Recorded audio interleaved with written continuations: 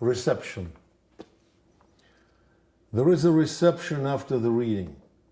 It lasts about 30 minutes since an electrician and the janitorial service should be paid overtime. After the applause, we'll all gather and mingle around the table with Gallo Chablis, Melba crackers, and with one or two wet strawberries on the Hallmark plate like red hearts at the biology class. We'll listen to a 23-year-old fiction writer in lilac tights working on a novel. During the discourse, we screw, fall in love, or disintegrate a few fellow participants and spend a lifetime with one on the other side of the room, the one we never get to talk to, since she is conversing all the time with a tall psychotherapist with oily hair standing by a trash can under the red sign exit.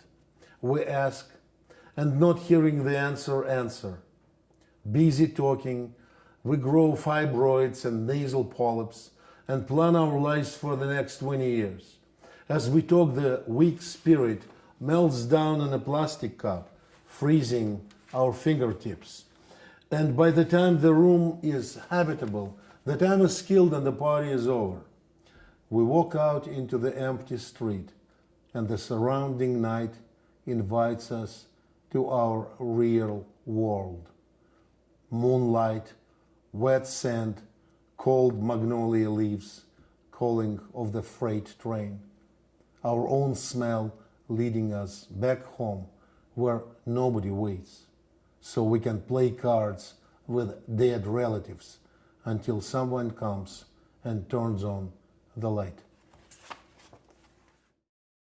Bed, Bath and Beyond for Angelo Verga. I've been carrying bags for her through Bed, Bath and Beyond, from the bathroom department all the way to returns and exchanges. Then I would hail a cab and listen to the Arabic pop and to her New Jersey drool, gentrified by Barnard and by all-night discussions of the rights groups. Now, alone and hollow, I would park myself at the Starbucks between two Bluetooth Chinese with their math books open on the same page. I would miss her skin's slight lemony whiff, her curly elastic hair, the Magen David seen in the cut of her Versace blouse, her eyes touched by an incidental madness and loneliness. It's her inability to take and mine to give, and vice versa. The espresso turned into a sediment now, and it was time to collect myself. My notes on the Starbucks napkin, my only real non-liquid commodity. It was time to step out into the darkening, damp Broadway night, get into another cab, listen to the hard, stuttering English of the Russian poet cab driver, to the story of his fiancée still back there without a visa. I would think of us as of two empty shopping carts left in two opposite aisles in the Bed, Bath and Beyond after closing. In memoriam for my mother. The last leaf fell, and all is now covered with soil. This is the beginning of endless fall. Beyond that line, all features fluid, just a reflection of the face. The last wedge of cranes above the fence over suburban landscape over, childhood memory of the drain that rumbles in the rain. What's there now for me? Who else to save? I hear your voice, already freezing, waning, and through the clearing I would see the land like the bottom of my soul, where sky is dark and clouds white, as if somebody spilled my childhood, ink and milk.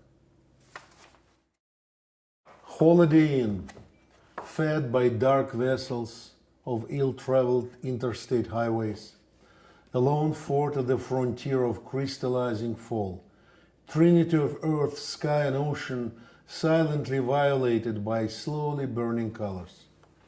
A long muffled night scream frozen thawed by morning sun. The sound falling apart, turning into good morning, goodbye, have a good day. I'll never see her again. Besides, what do I know about her?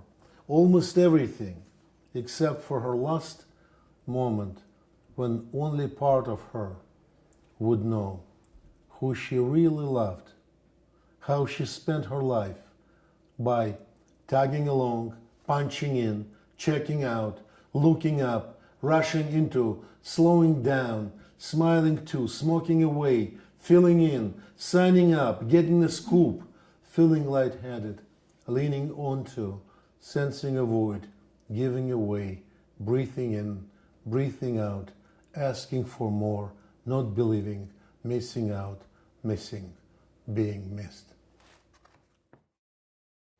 The Rolling Stones at Giants Stadium for Kira.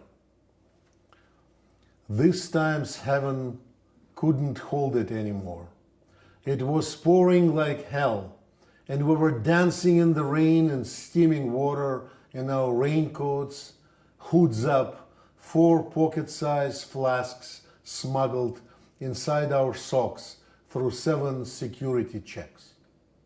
When the playing broke in, it was a replay of a massive air raid, the air defenses projector drilling a swollen sky and searching for a lost target of the smoky Babylon of life, the hot dog stands, pretzels, lines to the can. When they really got going, all of them were lit, even John's ghost on the keyboard, as if he was driven from the Central Park through the rush hour bottleneck of Lincoln Tunnel to the swamped Meadowlands. Christmas shopping was over. The Delta flow built up and flooded the night, mixing with the suspended raindrops, dancing in the crossfire of lights. The sealed sound blew up, and the skeletons were singing in the rain, all the closets thrown open, when something was taken off, that fleeting feeling of freedom for once, of something that never really happened to us, yet still was alive, unfolding, squinting, blue and raw, smelling of blood and semen, the pot, sweat, grass, more and more, until the darkness stood still. The deserted field was dead and snow-covered with ticket stubs. The Rolling Stones at Giants Stadium, September '94.